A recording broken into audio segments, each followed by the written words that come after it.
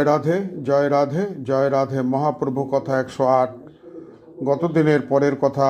অন্তর্যামী শ্রী ভগবান গৌরাঙ্গ মহাপ্রভু শ্রী নিত্যানন্দকে বলিলেন, শ্রীপাদ, আমি সকল মানুষকে ভক্তরূপে করিতে পারিলাম না, এছাড়া আমার কথা সকলে শোনে না।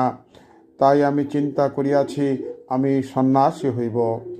সন্ন্যাসী হইলে কৌপুন পরিয়া হাতে করোয়া লইয়া লোকের বাড়ি বাড়ি যাইয়া ভিক্ষা মাগিব। আমার ভিক্ষুকের অবস্থা দেখিলে মানুষের আমার উপর ক্রোধ হইবে না, বরং দয়া হইবে। তখন সকলে আমার হরিনাম গ্রহণ করিবে।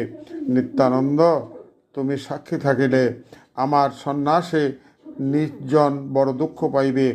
তুমি সাক্ষী রইলে আমি স্বেচ্ছায় সন্ন্যাসী হইতেছি না, আমি সকল জীবকে হরিকথা বিলাইবার জন্য সন্ন্যাস গ্রহণ করিতেছি। এই কথা শোনা মাত্র শ্রী নিত্যানন্দের মস্তকে যেন বজ্রাঘাত হইল।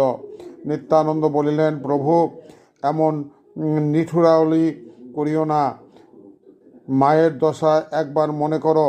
প্রভু বলিলেন, নিত্যানন্দ, এই জন্যই আমি সংসারে থাকিয়া তোমাদের সঙ্গে কীর্তন ভোগ করিতেছিলাম।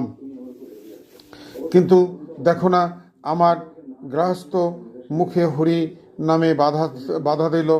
আমার মন বিভিন্নভাবে ভাবিত হয়, তাহা তোমরা সচোখে দেখো।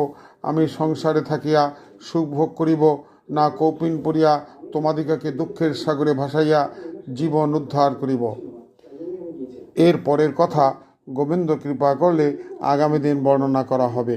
জয় রাধে, জয় রাধে, জয় রাধে।